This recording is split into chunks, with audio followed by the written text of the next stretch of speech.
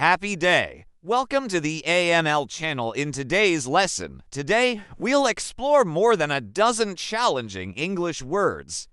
We will use comprehensible input here. Each word will be accompanied by a relevant picture and explanation. Okay, let's begin with our first word, companion. A companion is a person who accompanies or goes with another. For example, a travel companion is someone who travels with you. My companion and I met at the train station. The word companion has both a singular and a plural form. The singular is companion and the plural is companions. The next word is spine. A spine is the vertebral column or backbone that supports and protects the body of a human or an animal. Or it can be any of the stiff central supporting structures in plants or inanimate objects. He had an operation to remove a damaged section of his spine. She broke her spine in a skiing accident. We need to put a metal spine inside the box to keep it rigid. The word spine can also be used metaphorically to refer to the main central structure that supports something. This is often used to talk about books. They removed the outer casing to reveal the spine of the book. It was difficult to bend the spine of the old leather-bound book. The backbone of something is the main important part that makes the rest of the thing possible. Learning a language is not just about memorizing vocabulary. The backbone of language learning is practicing speaking from day one. Our third word is revelation. A revelation is a surprising and previously unknown fact, an insight or a discovery that is often made suddenly. The discovery of penicillin was a medical revelation. She experienced a religious revelation that changed her life. This painting is a revelation. I had no idea he was so talented.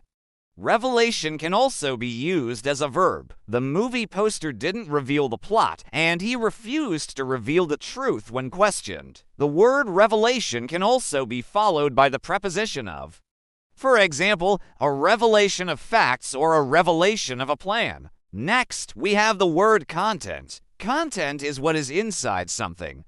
The content of a book, a conversation, a video, or a class is what is being talked about or contained inside of it. Can you summarize the content of the meeting?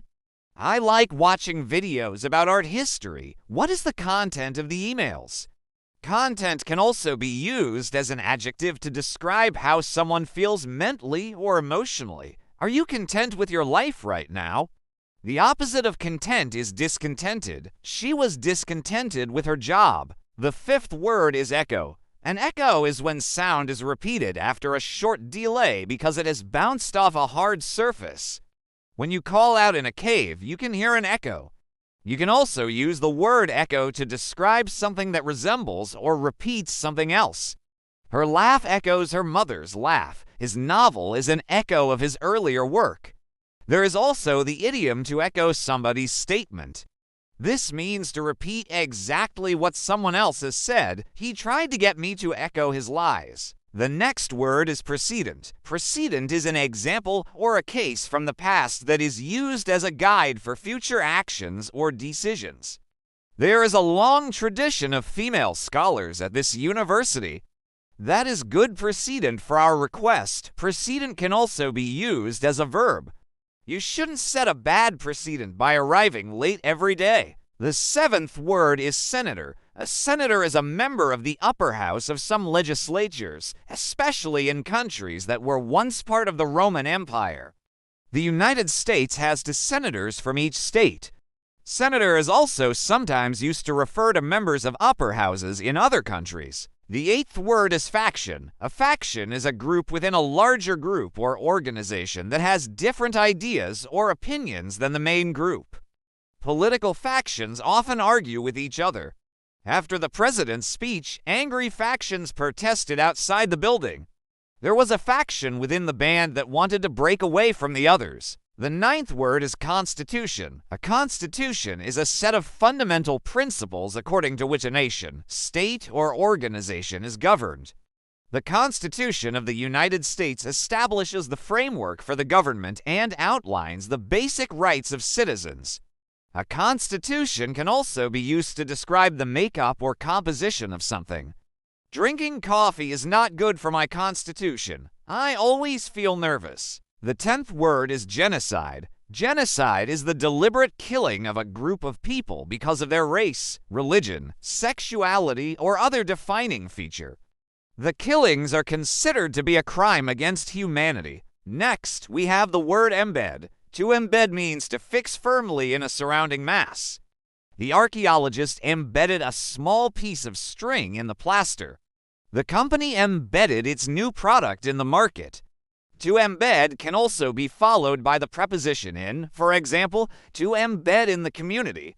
The Peace Corps helps people embed in the local community. To embed can also be used to describe inserting something into a medium such as concrete or plaster. The architect embedded the steel rod in the concrete wall. To embed can also be followed by the preposition with, for example, to embed with a team. The journalist embedded with the army unit during the war. The next word is misery. Misery refers to a state of great unhappiness or suffering. For example, living without access to clean water or food can cause extreme misery. After the storm, many families were left in misery. The adjective form of the word is miserable. She felt miserable after failing the test. It was a cold, rainy, miserable day. There's also a phrase called the misery index, which combines economic indicators like inflation and unemployment to measure the level of hardship people are experiencing in a country. The 12th word is collaboration. Collaboration is the act of working together with others towards a common goal. The collaboration between the two musicians produced beautiful music. The police are seeking the public's collaboration in solving the crime. Collaboration can be used as a noun or as a verb, for example, to collaborate with. The scientists collaborated with each other on their research project. The next word is compel. Compel means to force or strongly persuade someone to do something. Moral convictions compelled him to help the refugees. Compel can be followed by the preposition to. For example, to compel someone to do something. The powerful image compelled her to take action. The weather compelled us to stay inside. The 14th word is predecessor. A predecessor is someone or something that came before another in time or order. For example, the predecessor to the iPhone was earlier smartphones such as the Nokia. The predecessor of modern English is Old English. The word predecessor can be followed by the preposition to. For example, the predecessor to the iPhone. The next word is filmmaker. A filmmaker is a person whose job is to make films. Some filmmakers experiment with new technology. The next word is deposit. To deposit means to put something down or to store something in a particular place. She deposited her bag on the table. We'll have to deposit the money in a secure location. Deposit can also be used in the context of banking. He deposited a check into his account. The next word is mentor. A mentor is a person who teaches and advises someone less experienced in a particular field. I found a mentor who specializes in helping young writers.